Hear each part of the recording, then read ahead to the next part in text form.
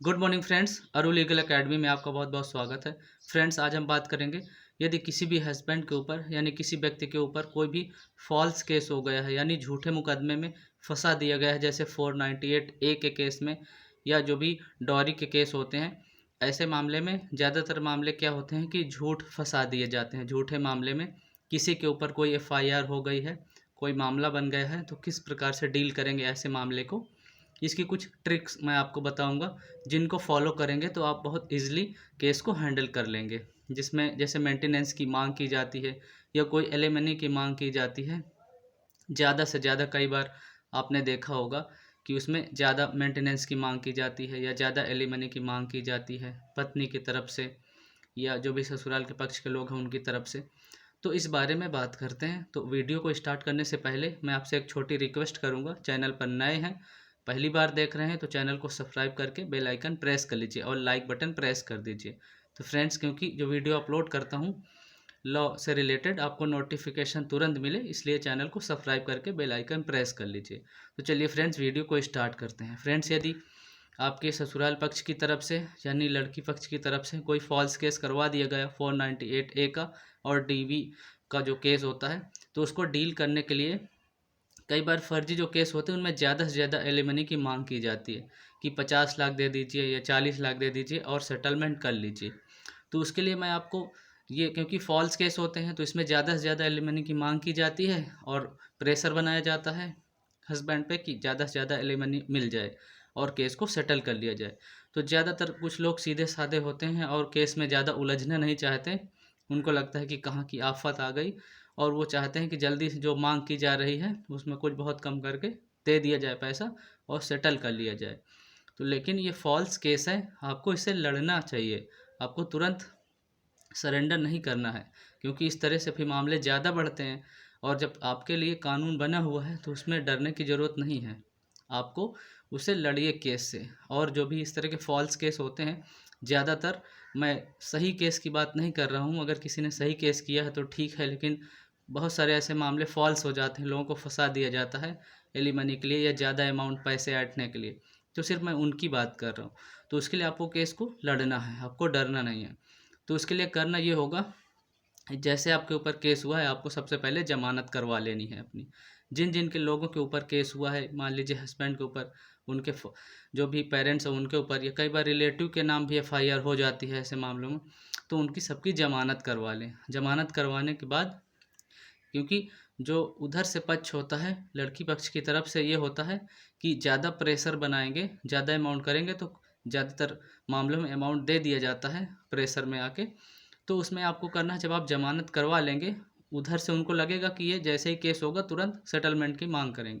लेकिन जब आप जमानत करा लेंगे तो उनका आधा मोरल तो वहीं डाउन हो जाएगा कि ये लोग डरे नहीं हैं और कुछ ये जानते हैं, तो ये सीधे देने वाले नहीं हैं। तो उनके मन में इस बात का डर बैठ जाएगा और आपको जमानत करवा लेनी है। और केस में ज़्यादा उनकी तरफ से ऐसा आपको नहीं दिखाना कि उनको ऐसा लगे कि आप बहुत डर रहे हैं, और उनको सीधे बोल देना कि हमको एलिमनी नहीं देनी और ज़मानत करवा लेनी है, और उसके बाद केस को चलने देना है। तो जैसे ही केस चलेगा उनके मन में ये आ जाएगा कि ये लोग बहुत डरने वाले नहीं हैं, कि उसके बाद वो लोग आप पे प्रेशर, थोड़ा उनकी पकड़ ढीली हो जाएगी, वो कम कर देंगे।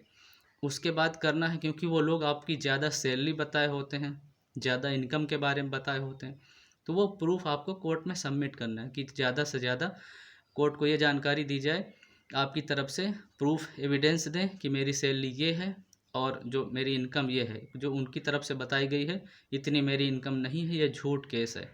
तो जब कोर्ट ये देखेगा इस बात को और एनालाइज किया जाएगा कि हाँ, जो इधर की पक्ष से, लड़की पक्ष से मामला दिया गया है, ये उनको भी लग जाता है धीरे धीरे, क्योंकि आप ज़्यादा इन्फॉर्मेशन दी गई है आपकी तरफ से सही एक्यूरेट, और कोर्ट जांच करेगा तो कोर्ट को बिल्कुल लगेगा कि आप सही बोल रहे हैं।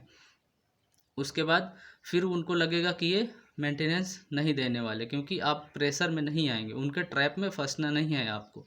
आपको केस की प्रोसीडिंग को लंबी खींचना है, और वो जल्दी चाहेंगे क्योंकि उनको लगता है कि केस कर दिया है तो जल्दी से एलिमनी ले ली जाए और केस को सेटलमेंट कर लिया जाए। लेकिन आपको ऐसा बिल्कुल नहीं करना, केस को चलने देना है। उसके बाद आपको इस ये सब करने के बाद जैसे ही वो हो जाएगा, आपको एक क्रॉस केस कर देना है उन पे। क्रॉस केस जिस हिसाब से आपके ऊपर मुकदमा हुआ है, जैसे उन्होंने एफआईआर करवाई है, उसी से रिलेटेड आपको क्रॉस केस कर देना है। जैसे ही आप क्रॉस केस करेंगे तो उनको भी लगेगा कि ये सीधे तरीके से देने वाले नहीं हैं और ये भी जागरूक लोग हैं, और क्योंकि उन्होंने फर्जी केस किया है तो उनको खुद इस बात का पता रहेगा कि उनको, वो भी किसी से सलाह लेंगे तो वो भी उनको सलाह देगा कि आप भी, अगर आपने किसी को झूठ फंसाया है तो आप भी, जैसे ही वो सच साबित होगा, आप साबित कर देंगे तो उनको भी ये डर होगा कि हम भी फंस सकते हैं, तो वो लोग खुद प्रेशर में आना शुरू हो जाएंगे। जैसे आप सेटलमेंट के लिए राज़ी नहीं होंगे और केस को लंबा खींचने के लिए ज़्यादा वहाँ पे अपीयरेंस नहीं होंगे, तो वो समझ जाएंगे, उनको भी जो वकील हैं या जो उनके लोग हैं लीगल से रिलेटेड जिनसे वो सलाह लेंगे, वो बताएंगे कि आपने, कि केस में आप भी फंस सकते हैं, तो उनको भी थोड़ा सा डर लगेगा। फिर वो सोचेंगे कि कम से कम में ही सेटल कर लिया जाए। पहले जो वो ज़्यादा पैसे की डिमांड कर रहे थे, वो कम से कम में सेटलमेंट करने की कोशिश करेंगे। उसके बाद आपको सारे प्रूफ देने हैं। फिर कोर्ट के द्वारा यदि मेंटेनेंस ग्रांट कर दिया जाता है, मेंटेनेंस देने की बारी आती है, तो आपको सीधे तरीके से तुरंत ऐसे लोगों को मेंटेनेंस देने की ज़रूरत नहीं है, क्योंकि उन्होंने आप पे फॉल्स केस किया है। यदि जेन्युइन केस किया है तो ठीक है, लेकिन अगर कोई आपको फॉल्स केस करके फंसा रहा, तो उसमें आपको तुरंत देने की आवश्यकता नहीं है और आपको डिले करना है। फिर वो, जैसे आप डिले करेंगे तो फिर उनका थोड़ा सा भी वो प्रेशर में आएंगे। उनको लगेगा कि, उनको ये एहसास होने लगेगा कि हमने किसी को बेवजह फंसा दिया है, और लोगों को ये पता चलने लगेगा। और अपने एविडेंस भी इकट्ठे करके रखें, जैसे ही कोर्ट के द्वारा मांगे जाते हैं आप अपने एविडेंस को देते रहें। उसके बाद उसके बाद आपके पास एक वारंट आएगा।